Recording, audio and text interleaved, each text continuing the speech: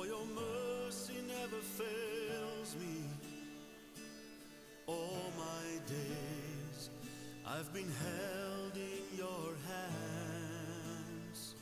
From the moment that I wake up until I lay my head, oh, I will sing of the goodness of God. And all my life you have been faithful. And all my life you have been so good. With every breath that I am able, oh, I will sing of the goodness of God. I love you, Lord. You have led me through the fire. In the darkest night, you are close like no other. I've known you as a father. I've known you as a friend. And I have lived in the goodness of God. Yeah. And all my life you have been faithful. And all my life you have been so good. With every breath that I am able, oh, I will sing of the goodness of God.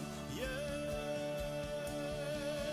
your goodness is running after, it's running after me. Your goodness is running after, it's running after me. With my life laid down, I surrender now. I give you everything. Your goodness is running after, it's running after me. 'Cause your goodness is running after, it's running after me. Your goodness is running after, it's running after me. With my life laid down, I surrender now. I give you everything. Your goodness is running after, it's running after me.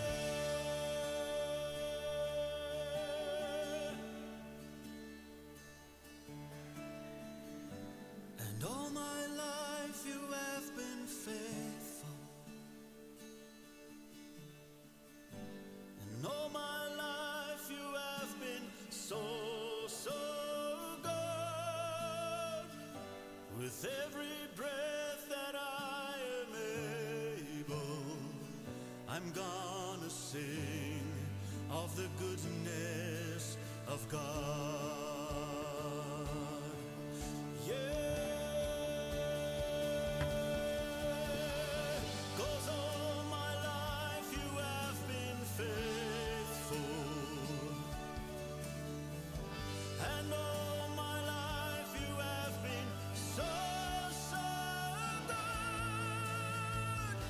With every breath that I am able, I'm gonna sing of the goodness of God. I'm gonna sing of the goodness of God.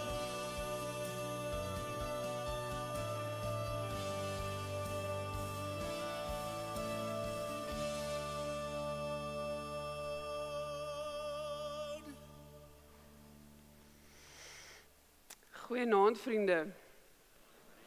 Welkom by ons erediens vanaand. Dit is Woensdag aand.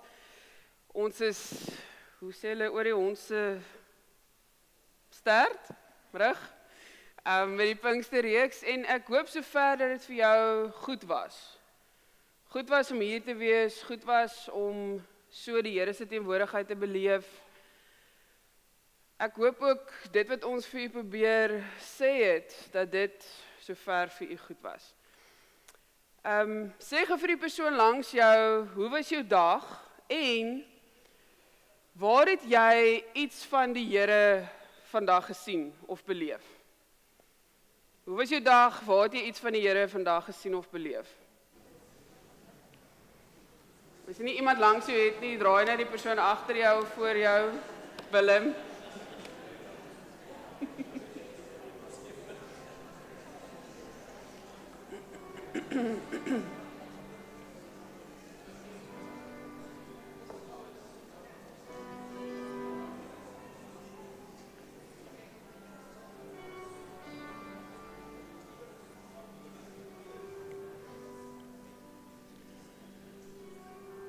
Ek hoop dat gisteraand se boodskap jou gehelp het om vandag miskien in jou, daar waar jy was, daar waar jy besig was, bietjie anders te kyk na dit waarmee jy besig was vandag. Of jy by die huis was, by die werk, of dat daar iets positiefs, iets positiefs in jou dag was, wat dalk kon in 'n negatiewe lig gesien word, maar jy gekies het om dit anders te sien of anders te beleef, juis ook omdat jy weet dat die Here daar is, en die Here se hoop in jou lewe. Vriende, ons is opgewonde oor Sondag wat kom as ons Pinksterfees vier. U weet, ons het nou al vir u gesê dat een van ons oud leraars, Dominee Peer Goosen, wat in die 80er jare hier was, dat hy Sondag hier gaan wees saam met sy vrou. En ons wil u uitnooi om Sondag te kom. Dit is deel van ons Mei maand feesvieringe van ons verjaarsdag, 4 jaar. Wat ons elke maand is Sondag kies wat ons verjaarsdag ook vier. So Pinksterfees is Mei maand daardie fees, so kom geniet dit. Kom na die broodfees toe, bring ietsie saam om op die brode te smeer en kom ons kuier lekker saam en beleef ook iets van dit wat ons hierdie week beleef het in terme van die gemeenskap van die gelowiges. Ek wil u nooi om saam met my te staan en dan sing ons die volgende 3 liedere tot eer en verheerliking van die Here.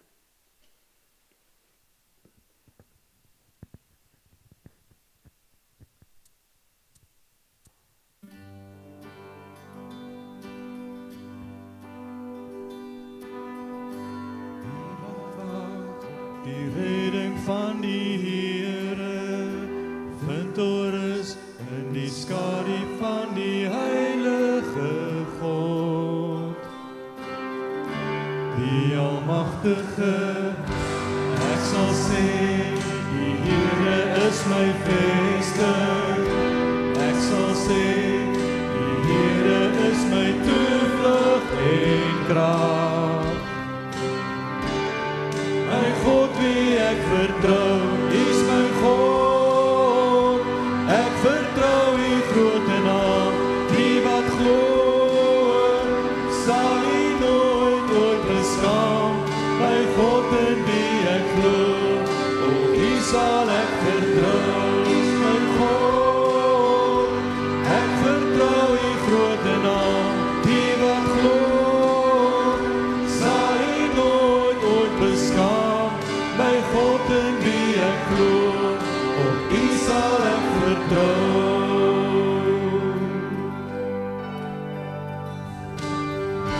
Tot die tyd, dat geloof en hoop getoets word, die alles wat bekend is in 'n oomblik verdwyn. Bly u getrou, ek sal sê, die Here is my vesting. Ek sal sê, die Here is my toevlug en krag. My God wie ek vertrou, is my God. Ek vertrou u groot naam, die wat glo, sal u nooit beskaam. My God in wie ek glo, op u sal ek vertrou, is my God. Ek vertrou u groot naam, die wat glo, sal u nooit beskaam. vertrou.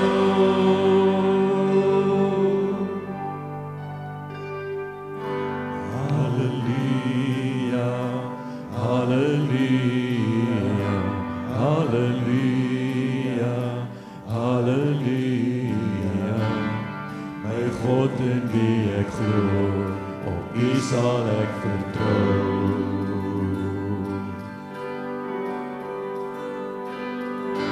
Halleluja, halleluja, halleluja, halleluja. My God in wie ek glo, op U sal ek vertrou.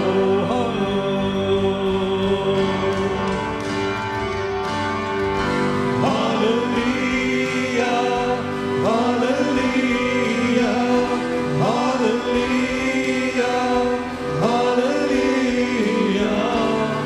My God in wie ek glo, op U sal ek vertrou.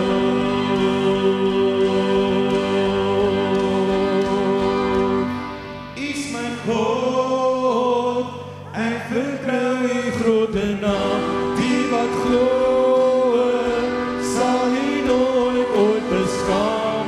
My God in wie ek glo, op U sal ek vertrou.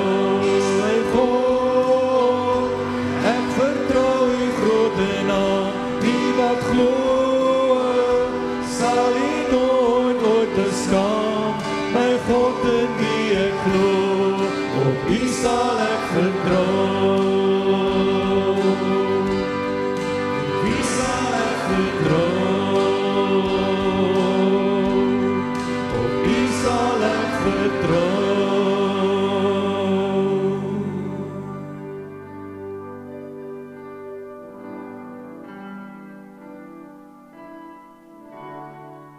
When the music fades, all is stripped away, and I simply come,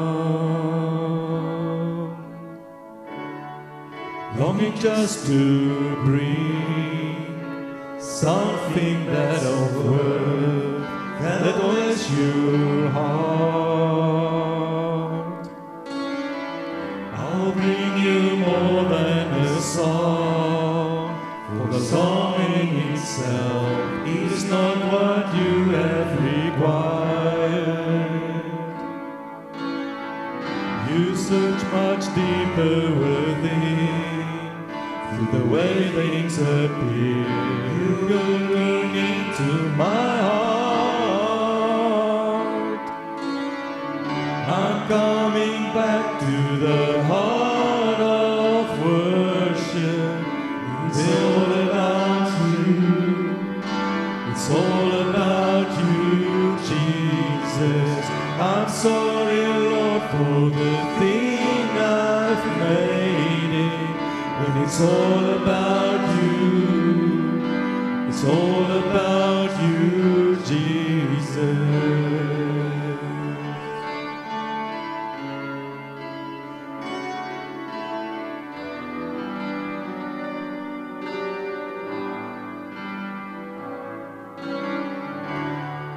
King of endless worth, no one could express how much you deserve. The one we can pour, all I have is yours, every single breath. I'll bring you more than a song, for the song in itself is not what you have required. You search much deeper within, through the way things appear. You're looking into my heart. I'm coming back to the heart of worship. It's all about you. It's all about you, Jesus. I'm sorry, Lord, for the thing I've made it. when it's all about you. It's all about you, Jesus. I'm coming back to the heart of worship, when it's all about you. It's all about you, Jesus. I'm sorry, Lord, for the thing I've made it. When it's all about you, it's all about you, Jesus.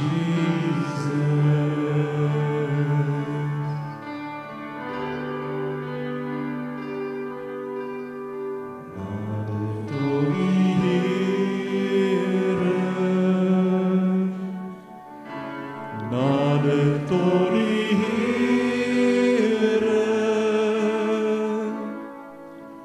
Hy sal getrou ook nader tot jou, nader tot die Here.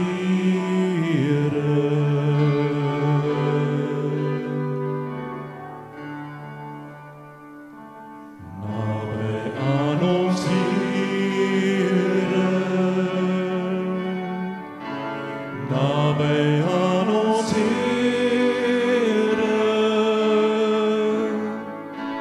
waar twee of meer in U naam verkeer, is U naby aan ons Here.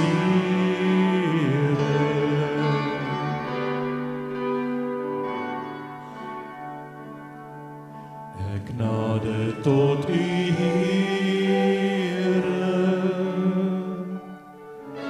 ek nader tot U Here,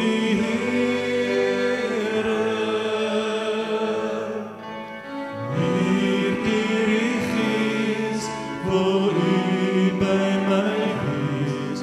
Ek nader tot U Here,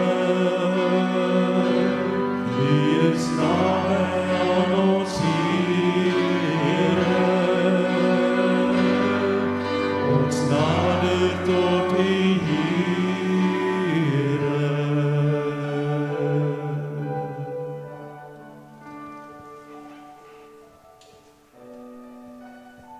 Here, dankie dat ons kan sing dat U tot ons nader in die eerste plek. Here, U wat ons bron van hoop is, wat na ons toe kom en sê, ek is jou God. Here, daarom kan ons bely dat U ons God is, die God in wie se naam ons vertrou. Here, oor wie dit gaan vanaand hier. Dit is hoekom ons hier is. En Here, omdat U tot ons nader, ontvang ons die genade om tot U te nader. Here, ons wat maar gebroke mense is, het toegang gekry tot die groot almagtige Here van die heelal.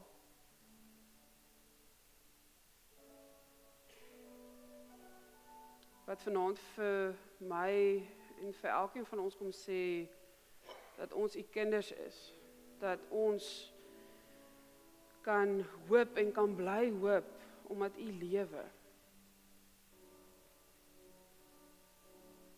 Here, as ons nou U woord gaan oopmaak, mag ons ook daarin U nabyheid beleef. Mag ons U teenwoordigheid lees. Mag ons dit voel, mag ons dit sien, mag ons dit hoor. Here, mag hierdie woorde wat in hierdie kosbare boek van U is, wat U vir ons gegee het, mag dit lewend word in ons harte deur die Gees. En dankie Here dat ons dit kan vra in U naam. Amen.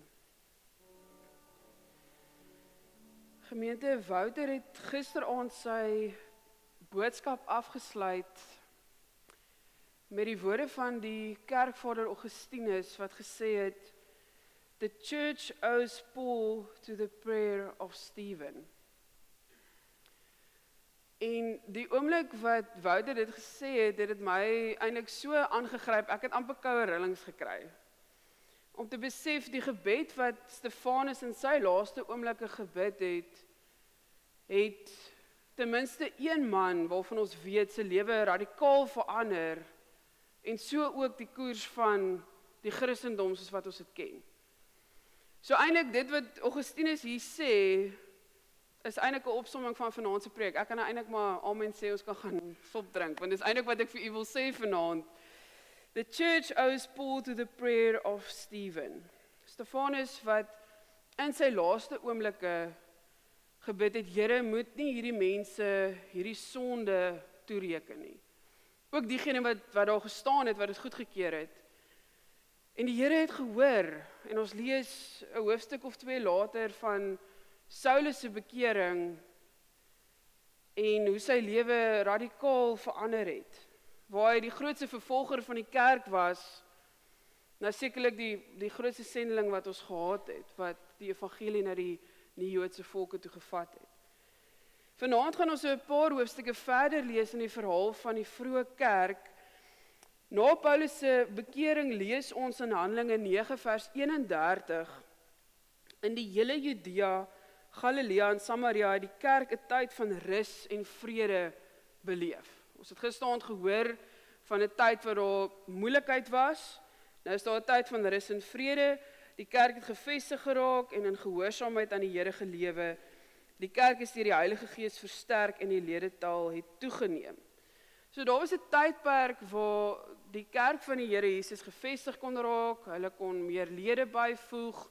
Dit was 'n bietjie rustiger tyd gewees. En as jy verder gaan lees, sal jy sien daar's 'n paar wondertekens waarby Petrus spesifiek betrokke was. Ons lees van die genesing van Eneas, Tabitha wat opgewek word, die hele interaksie in Handelinge 10 tussen Petrus en Cornelius, Petrus wat hierdie visioen sien van die onrein kos ensovoorts. Dan in Handelinge 11 kry ons vir Barnabas en die gemeente in Antiochië en wat daar gebeur. En in Handelinge 12 kom die moeilikheid weer. Jy kan saam met my lees Handelinge 12 vanaf vers 1, het gaan op die bord ook wees. In die tyd het koning Herodes party van die gemeentelede laat vang en hulle mishandel. Hy het vir Jakobus die broer van Johannes met die swaard laat doodmaak. Toe Herodes sien dat dit by die Jode byval vind, het hy nog verder gegaan en ook vir Petrus gevange laat neem. Dit het tydens die fees van die ongesuurde brood gebeur. So dit was tydens die Paasfees. Nadat Herodes vir Petrus laat vang het hy hom in die tronk gesit en hom deur 4 afdelings van 4 soldate elk laat bewaak. Herodes wou hom na die Paasfees voor die volk bring. So is hy dan in die tronk bewaak, maar die gemeente het aanhoudend vir hom tot God gebid. En dan volg daar 'n beskrywing van die engel wat God gestuur het om hom te bevry uit die tronk uit en alles wat daar gebeur. En dan in vers 9 staan daar, Petrus het agter die engel uitgegaan sonder om te besef dat hy werklik bevry word. Vir hom het dit gelyk asof hy 'n gesig sien. Hulle is by die eerste wag verby en ook by die tweede, en toe hulle by die eerste deur kom wat na die stad toe lei, het dit van self vir hulle oopgegaan. Toe hulle buite kom en 'n end by die straat af was, het die engel vir Petrus skielik verlaat. Toe dring dit tot Petrus deur wat met hom gebeur het en hy dink, nou besef ek eers regtig dat die Here sy engel gestuur het om my uit die hande van Herodes te red en van alles wat die Joodse volk van plan was om te doen. Met die gedagte is hy na die huis van Maria, die moeder van Johannes wat ook Markus genoem is, waar baie gelowiges saam was om te bid. Hy het aan die voordeur geklop en 'n diensmeisie met die naam Rodai het kom hoor wie dit is. Toe sy Petrus se stem herken, was sy so bly dat sy nie die deur oopgemaak het nie, maar binne toe gehardloop het om te vertel dat Petrus by die deur staan. Ekskuus, ek lees dit is eintlik vir my 'n komieklike prentjie hierdie van hulle bid dat Petrus uit die tronk uit bekom, nou staan hy aan die ander kant van die deur, maar sy maak nie vir hom oop nie. Maar hulle sê vir hom, jy's mal. Toe sy egter daarmee volhou, sê hulle, dan is dit sy gees. Intussen het Petrus aangehou klop. Toe hulle die deur oopmaak en hom sien, was hulle baie verbaas. Hy het met sy hand vir hulle gewys om stil te bly en vir hulle vertel hoe die Here hom uit die tronk uitgelei het. Vertel dit vir Jakobus, dis nou die broer van Jesus waarskynlik, en die ander gelowiges, het hy gesê, en na 'n ander plek toe vertrek. Toe dit dag word, was die soldate nie min ontsteld oor wat van Petrus geword het nie. Herodes het hom laat soek en omdat hulle hom nie kon kry nie, het hy die wagte verhoor en bevel gegee dat hulle doodgemaak moet word. Hierna het Herodes van Judea af na Caesarea toe gegaan en 'n tyd daar gebly. Dit is die woord van die Here, liewe gemeente. Nou wat gaan hier aan? Ek dink dit is belangrik dat ons vir 'n oomblik stil staan by die groter konteks, die groter prentjie van Handelinge 12. Ons het al baie vir u gesê dat die Romeinse ryk 'n magtige ryk was. Wanneer hulle lande oorgeneem het, het hulle die gebruik gehad om die plaaslike leiers aan te stel as konings. So in natuurlik nou onder beheer van Rome. So in 37 voor Christus, toe hulle vir Israel oorgevat het, het hulle vir Herodes die Grote aangestel as koning oor Judea en Galilea en Samaria. So hy was koning toe Jesus gebore is. Toe hy oorlede is, toe verdeel Israel basies in 3 gedeeltes onder sy 3 seuns. So Herodes Antipas was die koning gewees toe Jesus met sy bediening besig was. Die Herodes waarvan ons lees in Handelinge 12 is Herodes Agrippa. So dit is nou die kleinseun van Herodes die Grote en van Antipas die seun. So dis 3 geslagte van Herodese wat geheers het in die tyd van Jesus en dan nou die vroeë kerk. En wat hulle tipies gedoen het, hierdie konings wat dan nou onder beheer van Rome was, is hulle moes wet en orde hou. As hulle net snif in die neus gekry het van onenigheid tussen mense of 'n opstand wat aan die broei was, dan het hulle dit probeer onderdruk met geweld, gewoonlik. So Herodes Agrippa waarvan ons hier spesifiek lees, sou enige vorm van onrus in die kiem wou smoor, want as dit sou ontvlam, dan sou dit vir Rome lyk asof hy nie sy streek kan beheer nie, en dan het hulle somme van hom ontslaag geraak, en hy wou dit ten alle koste vermy het. En die Jode het dit geweet. En u weet dat sedert Jesus se koms, en dan nou veral na die uitstorting van die Heilige Gees in die begin van die vroeë kerk, was daar gedurig wrywing en spanning tussen die Jode en die volgelinge van Jesus gewees. Die Jode het niks van die gelowiges gehou nie, niks van die volgelinge van Jesus gehou nie. So hulle het probeer planne maak om van hulle ontslae te raak. So ons lees hier dat Petrus in die tyd van die Paasfees gevange geneem is. So daar was 'n klomp Jode in Jerusalem bymekaar en hulle het vir Herodes waarskynlik gedreig met 'n opstand en gesê, hoor jy moet 'n plan maak met hierdie Christene, anders dan gaan ons 'n plan maak. So wat moes hy doen? Hy moes 'n voorbeeld maak en die eerste ding wat hy doen is, hy laat vir Jakobus, die broer van Johannes, doodmaak. En dan lees ons dat hy vir Petrus gevange geneem het, maar sy saak hanteer hy bietjie meer versigtig. Ek dink Herodes het geweet, Petrus het baie invloed. En hy moes bietjie versigtiger met hom wees, so hy het hom gevange geneem en gesê, okay, na die Paasfees sal hy dan nou vir hom voor die volk bring. Maar dit lyk asof hy so bietjie, omdat hy versigtig is vir Petrus, hy was baie versigtig, want hy het 16 soldate by hom gesit om hom te bewaak. Maar waar los het nou die vroeë kerk, die eerste gemeente, in 'n krisis? Hulle een leier is dood, en die ander leier sit in die tronk, en hulle weet, hierdie koning Herodes het die mag om te doen met hom net wat hy wil. So daarom lees ons in vers 5, die gemeente het aanhoudend vir hom tot God gebid.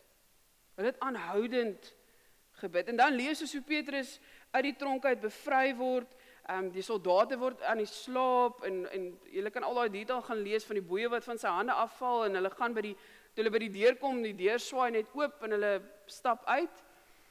En hier is Petrus nou buite, en hy dink by homself sekerlik nou, maar wat nou? En hy gaan na Johannes Markus se ma se huis toe. En weer eens lees ons dat die gelowiges bymekaar was om te bid. Sekerlik vir sy vrylating. En dan gebeur 'n snaakse ding, soos wat ek net nou gesê het. Die diensmeisie hoor dis Petrus wat by die deur staan, maar sy maak nie vir hom oop nie. Sy hardloop terug en gaan sê vir hulle, hoorie, ek dink Petrus is hier by die deur. En hulle kan dit nie glo nie. Jy is mal, sê die een. Die ander een sê, jy het miskien sy gees gesien. Hulle wil hom nie glo nie. Eindelik sou hulle miskien gesê het, hoorie, gaan nou net eers, ons is nou nog besig om te bid, los ons nou. Ons bid nou nog steeds, terwyl Petrus aan die ander kant van die deur staan en klop. Mense kon vra nou, maar wat het hulle nou gedink gaan gebeur? Hulle bid dan nou vir sy vrylating, het hulle nie gedink dat hy gaan vrykom nie. Het hulle miskien getwyfel in die krag van gebed, of het hulle gebid sonder 'n verwagting? Hoekom lees ons dat hulle bang was? En Petrus kom in, en hy vertel vir hulle wat gebeur het, en hy sê vir hulle, gaan vertel dit vir die ander, en dan vertrek hy weer, want sy lewe was nog steeds in gevaar. Hy was nou eintlik iemand wat gesoek word deur die owerhede.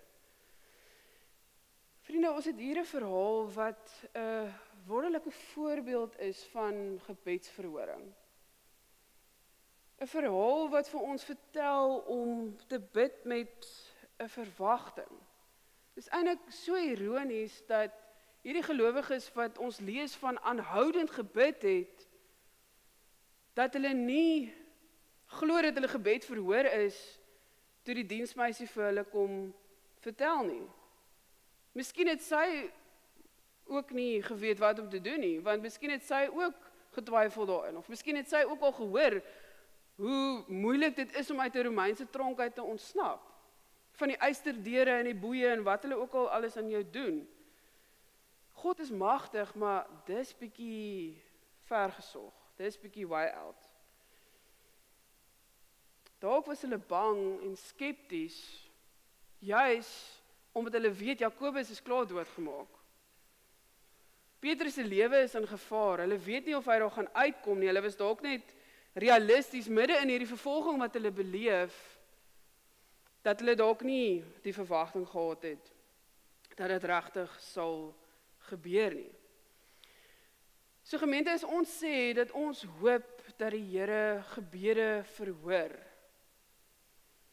wat sê hierdie teksgedeelte vir ons? Ek dink daar's 'n paar goed wat ons hier uit kan leer. Want as ons bid, dan bid ons tog met die verwagting en met die hoop dat die Here ons gebed sal verhoor. Hoekom anders te bid ons dan? Ja, ons bid omdat ons in 'n verhouding met God staan, maar ons het tog, as ek bid tot die Here oor iets, of oor die algemeen, of wat ook al, as ek iets spesifiek vir hom vra, dan het ek die verwagting dat die Here hoor, en die Here gehoor sal gee. Ons lees die gelowiges het aanhoudend gebid. Die 2020 vertaling sê dat volgehoue gebede het na God toe opgegaan. Hulle het aangehou bid. Vir dit so dikwels as ons bid, dan bid ons 1 keer of 2 keer vir 'n ding, en dan dink ons, okay, dis nou klaar, ek het nou gebid hiervoor. Of aan die ander kant, ons bid so baie, en ons pleit en ons smeek by die Here, en dan raak ons moeg. Want ons dink God hoor nie. Dat God, met respek gesê, doof is. Ons dink miskien soos Dawid wat sê in Psalm 69, ek is uitgeput van my geroep, my keel is al jes, my oë is vermoeid van wag op my God. Dit is ons wat moeg word, dis ons wat dink die Here hoor nie. Dink byvoorbeeld aan Paulus wat hoeveel keer gebid het dat die Here die doring in sy vlees moet wegvat. Ek dink aan die gelykenis in Lukas 18, waar Jesus vir sy disippels vertel van die weduwee en die regter, en in die eerste vers staan daar, hy het hierdie gelykenis vir hulle vertel, sodat hulle moet besef hoe belangrik dit is, om aan te hou bid, en nie moed te verloor nie. Vriende, die ding is, met gebed, ons weet nooit, wanneer God 'n gebed gaan verhoor nie.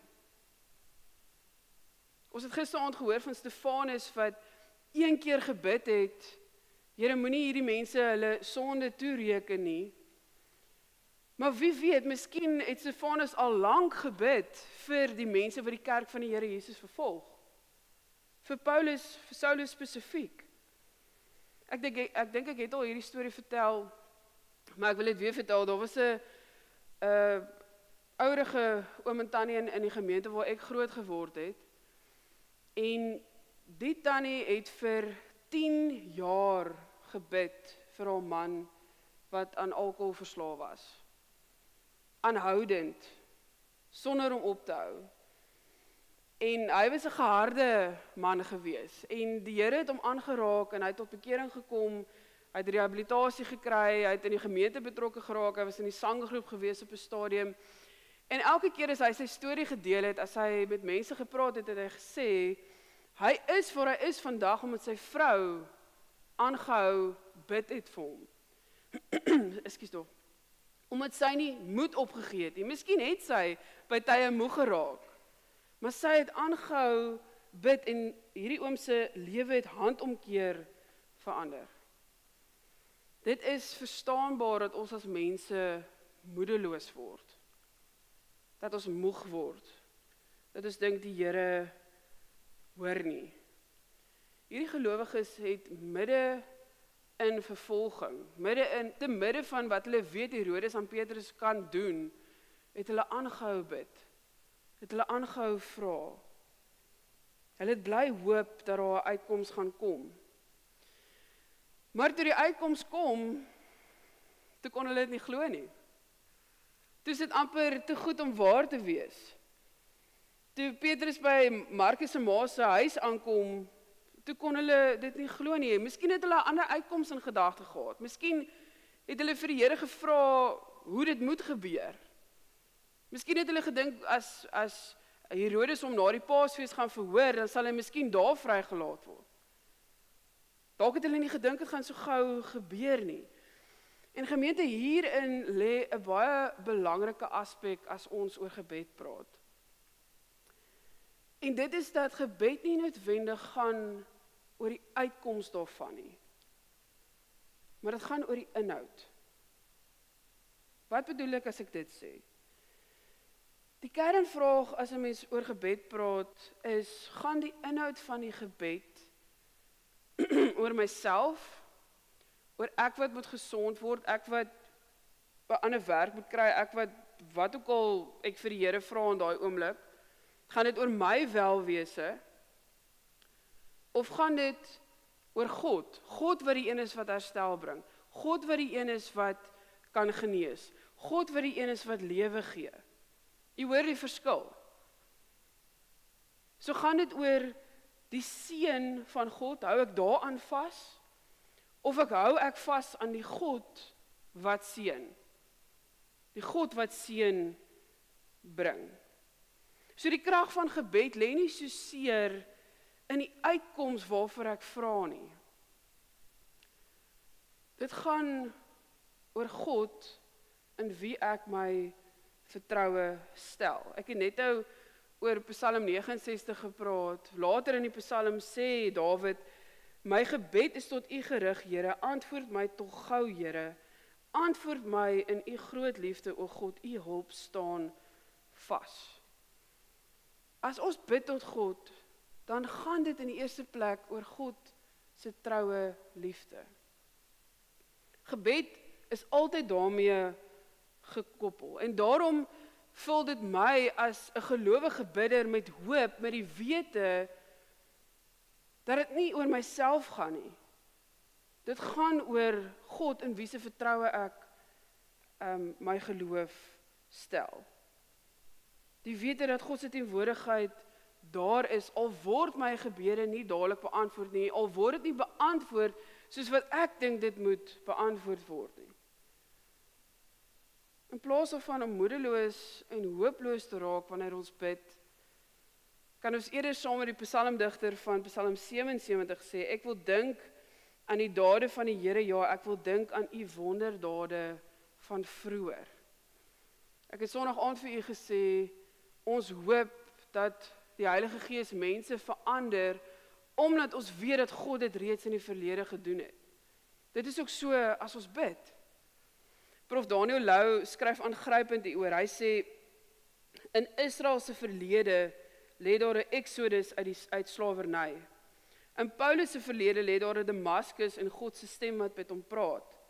In die kind van God se verlede lê daar 'n Golgotha in 'n tuin met 'n oop graf. Die oop graf in die tuin van Josef van Arimatea is die speelruimte van gebed. Omdat Christus opgestaan het, is daar altyd op al my gebede minstens een antwoord. Opstandingskrag en opstandingslewe. Gemeente, daarom bestaan daar nie eintlik iets soos 'n gebed wat nie verhoor word nie. Want op elke gebed wat jy bid, elke keer as jy met die Here praat, as die Here met jou praat, dan is daar minstens een antwoord. En dit is die opstanding van Jesus Christus, dat ons die opstandingslewe van Christus ontvang het. Die dag toe hy opgestaan het, die dag toe jy 'n kind van God geword het. So al bid jy en jy word nie gesond van daardie siekte nie. Al genees die Here nie jou kanker nie. Al kry jou man nie daardie werk wat hy wil hê nie. Al werk jou planne nie uit nie. Al rou ek nog steeds oor daai geliefde wat nou al 5 jaar, 10 jaar, 20 jaar oorlede is. Daar's een antwoord wat altyd daar sal wees, en dit is die lewe wat Christus vir ons kom gee het. Dit is wat Paulus sê aan die Efesiërs. As hy vir hulle bid in hoofstuk 1, dan sê hy vir hulle, ek bid dat hy julle geestesoë so verhelder, dat julle kan weet watter hoop sy roeping inhou, en watter rykdom daar is in die heerlike erfenis wat hy vir die gelowiges bestem het. En hoe geweldig groot sy krag is wat hy uitoefen in ons wat glo. Dit is dieselfde kragtige werking van sy mag, wat hy uitgeoefen het toe hy Christus uit die dood opgewek, en hom in die hemel aan sy regterhand laat sit het.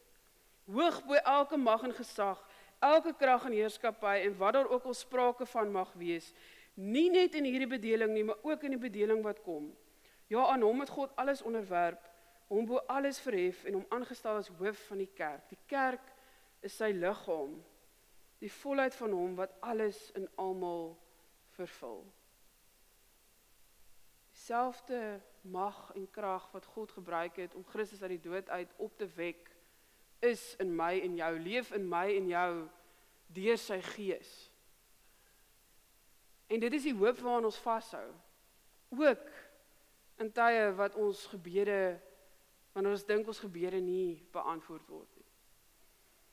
As Petrus vir sy medebroers en susters vertel wat met hom gebeur het, dan sê hy vir hulle, gaan vertel dit vir Jakobus en die ander gelowiges. En dan is hy op sy pad. Al is dit gevaarlik, al stel hulle miskien hulle lewens in gevaar. Petrus sê, dit wat hier gebeur het, kan nie hier bly nie. Die ander moet hoor hiervan.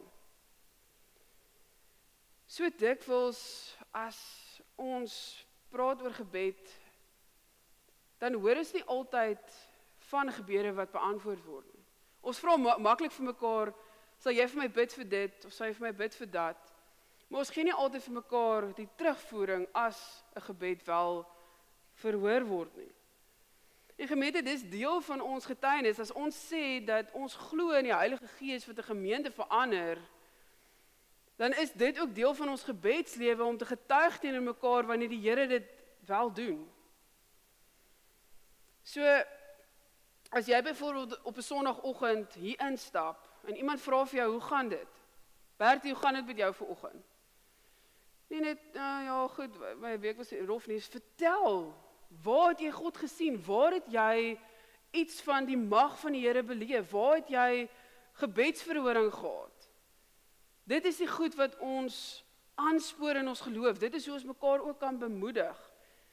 En hoop gee, want ons weet dat daar God is wat wel ons gebede beantwoord. Ons nou al 'n paar keer in hierdie Pinkster verwys na ons sang en ons aanbidding. Wanneer ons sing, is ons ook besig om met God te praat. Is ons ook besig om te bid. Is ons ook besig om te hoor wat God vir ons wil sê. So daarom is dit so belangrik dat ons nie net sal staan en sing en dat dit oor ons gaan nie. Ons moet bewus wees van dit wat ons sien. Wat staan op die bord? Wat is die woorde wat ek sing? Al voel jy miskien in daai oomblik bietjie hooploos. Ek lees gisteraand van die komponis Johann Sebastian Bach wat in sy lewe 11 kinders en sy eerste vrou verloor het. 11 kinders. Dit moes iets verskrikliks gewees het. En ek sal myself, want hy was 'n gelowige gewees, so ek sal myself kon indink dat hy vir die Here gevra het om in te gryp. En dan skryf die persoon, many researchers have wondered how Bach managed to handle these losses. How did he not stop breathing? How did his heart not stop? And most importantly, how could he continue to write music? Cantati, cello suites, masses, concerts, the most beautiful music the world has heard. Do you know how he did it? At the end of his music, he always wrote, Soli Deo Gloria, glory to God alone. And in the beginning, Lord help. Therefore, you can pray during Bach's music because the music itself is prayer. You could then consider Bach's music a conversation between man and God. How do you deal with pain? Worship is the best comfort. How do you deal with pain? Aanbidding is een van die beste maniere van troos. En nie net om te sing nie. Nie net om in die kerkgebou by mekaar te wees en saam met medegelowiges die Here te prys nie. Ons hele lewe is aanbidding. Ons hele lewe voor die aangesig van God is 'n lewe van aanbidding van God die Almagtige. So vriende, in gebed raak ons opnuut bewus en ons herinner onsself dat God aan die werk is in ons lewens. As ons bid, dan tree ons ook in en ons tree aan vir diens. Ons sê vir die Here, Here, hier is ek. Ek is beskikbaar waar U my wil gebruik. En dalk lei die Here jou dat jy 'n antwoord op iemand anders se gebed is. Jy weet nooit. Wanneer ons bid, belyn ons wil, my wil, met God se. Dit is nie andersom nie. Ons vra, Here, wat is U wil? Want gebed verander vir my in die eerste plek. Gebed is nie daar om vir God te probeer manipuleer en God se arm te probeer draai nie. Gebed verander vir my. So as ons sê, ons hoop dat die Here gebede verhoor, kom ons neem vir God op sy woord. Dat God getrou sal wees en dat dit is wat hy sal doen, soos wat hy beloof het. Dat God hoor en dat hy sal verhoor soos wat hy wil en op sy terme en in sy tyd. Ek wil vra, as ons nou in 'n oomblik van gebed ingaan, as jy die vrymoedigheid het om met die persoon langs jou te deel, waar God onlangs of wanneer ook al in jou lewe 'n gebed wat jy gebid het of wat jy aanhou bid het verhoor het. Waar het God 'n gebed van jou verhoor wat jy kan onthou? Deel dit asseblief met mekaar. En dan wil ek ook vra, as daar iemand is wat die vrymoedigheid het om dit in die groot groep te deel, net jou hand op te steek asseblief. Dat ons so ook met ons medegelowiges dit kan deel.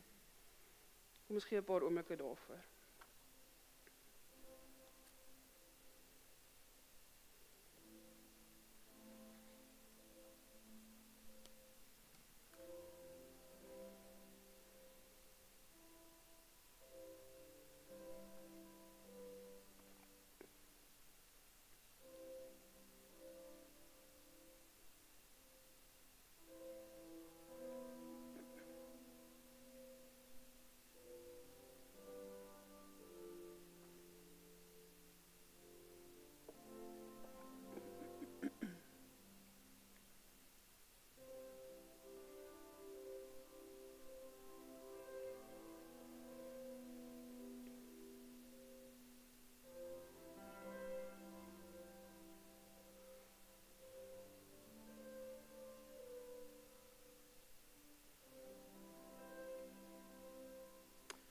Is daar miskien iemand wat in die groot groep met ons wil deel, oor die vrymoedigheid het? Kom, Gerard.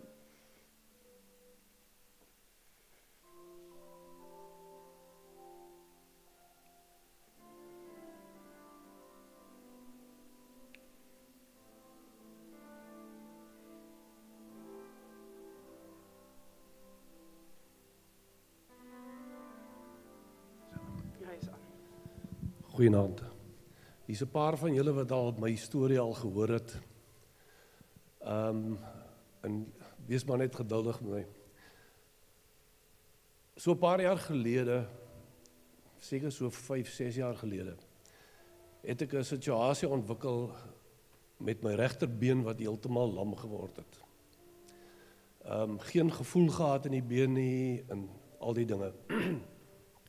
En ek werk vir myself, so vir my om uiteindelik te kan nie beweeg nie, is 'n probleem. En uiteindelik is ek dokter toe, na 'n chirurg gaan sien, en die ou het vir my gesê, ja, hy het toetse gedoen, en hy het vir my gesê, dis wat die situasie is, die het vir my laat scan en alles, en hy het vir my gesê, die ding kan nie self omgedraai word nie. 'n Prosedure is nodig, en uiteindelik 6 weke plat op jou rug, of staan, jy kan nie werk nie, ensovoorts, ensovoorts. Daar's 'n datum vasgemaak, waarop wanneer die prosedure sou plaasvind, en dit was die 13de Augustus van daardie jaar. En so was ek nog altyd besig om te werk, en ek het gesien, ek gaan nie myself eers onderbreek. Ek het een oggend in my stilte, was besig met my stilte tyd, in my binnekamer, en ek het met die Here gepraat, en ek het vir hom gesê, jy kan hierdie rug van my, want het is in die rug waar die prosedure moes plaasvind, jy kan hierdie ding gesond maak, soos jy baie ander mense al gesond gemaak het, Here, jy kan hierdie rug van my gesond maak. Ek het uit die kamer uit, ek het by my vrou verbygestap in die kombuis, en ek het vir haar gesê, hou dop, hier kom 'n wonderwerk. En so en dit was nou so omtrent 'n maand voor die prosedure sou plaasvind, of 3 weke.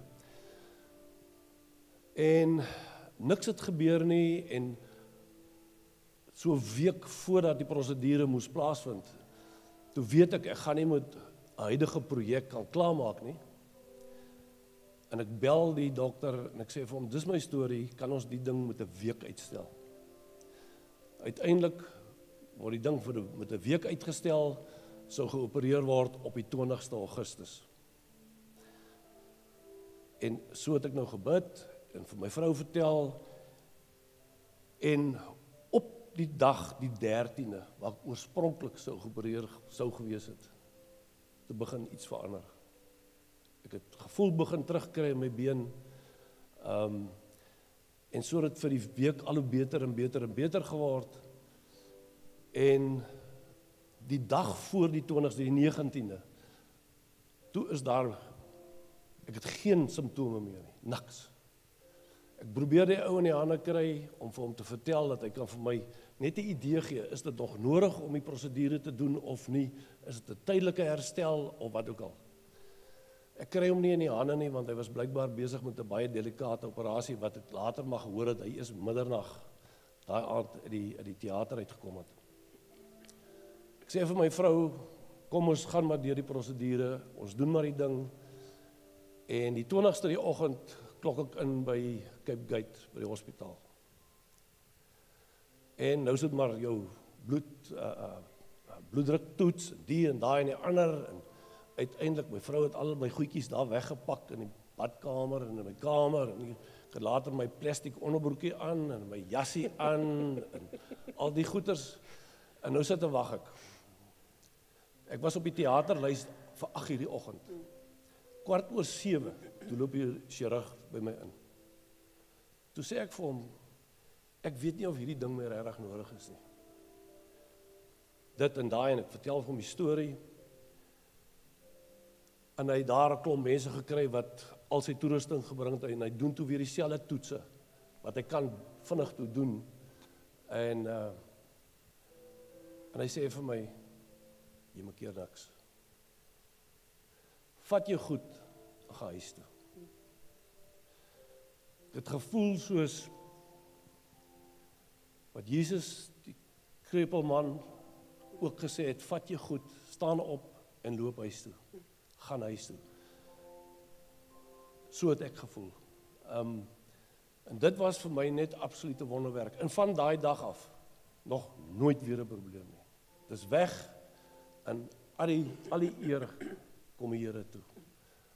Dit is hy wat my gesond gemaak het, die beste chirurg wat daar in die wêreld is. Baie dankie. Dankie dat jy met ons gedeel het. En dankie ook vir u wat dit ook met mekaar gedeel het vanaand. En kom ons bly doen dit, dat ons ook vir mekaar op so 'n manier kan herinner aan die hoop wat in ons lewe. Here, dankie dat ons kan bid.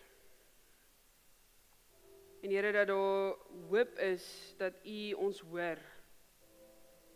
Here, ons weet dat u nie altyd ons gebede verhoor soos wat ons wil en ons dink nie. Here, baie keer tot ons bes wil as ons later terugkyk. Here, maar ons weet dat ons vrye toegang het tot u.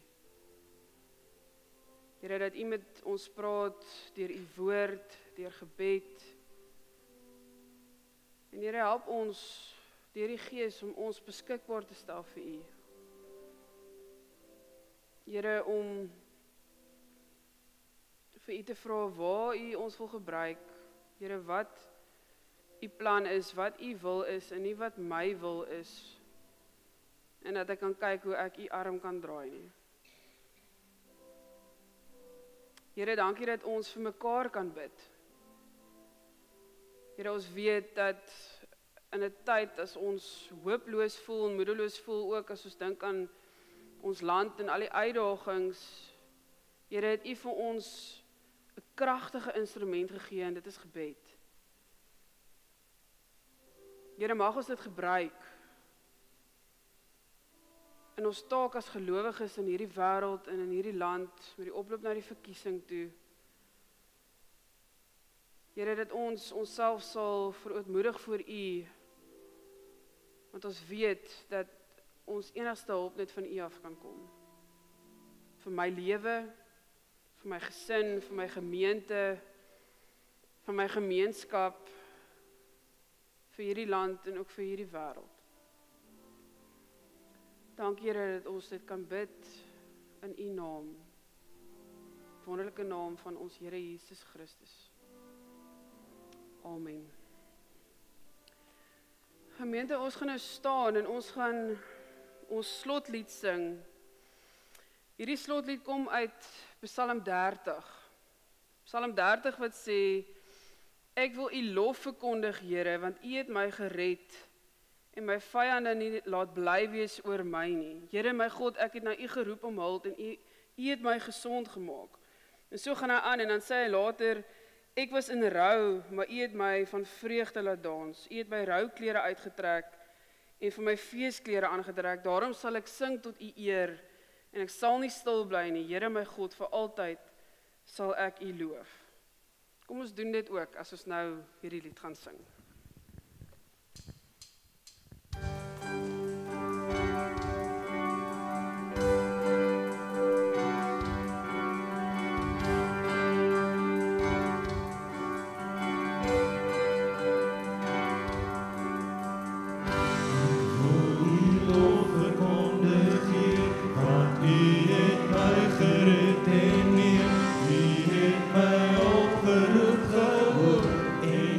Geniet.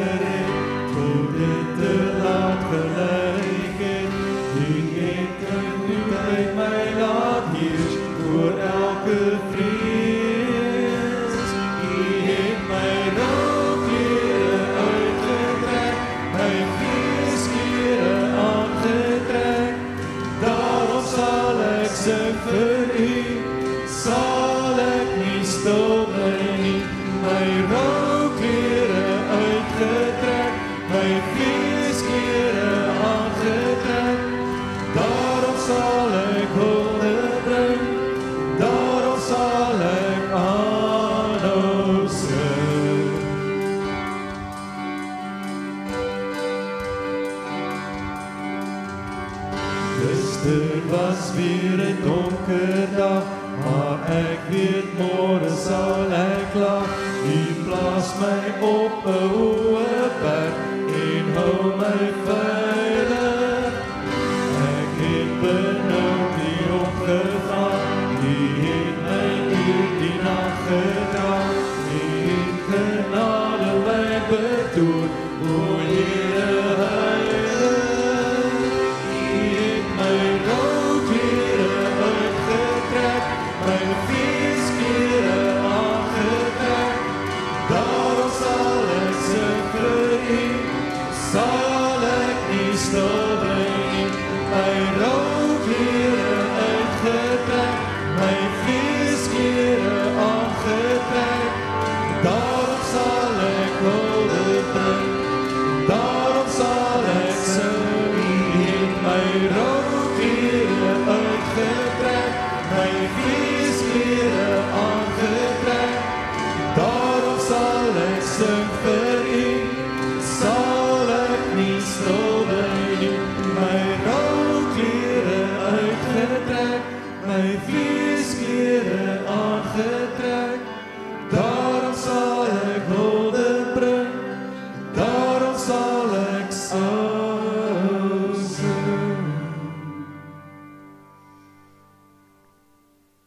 Jy is uitgenooi na 'n lekker koppie sop en 'n broodjie. Kom ons ontvang die seën van die Here. Die genade van ons Here Jesus Christus en die liefde van God ons Vader en die gemeenskap van die Heilige Gees sal met jou wees en met jou bly.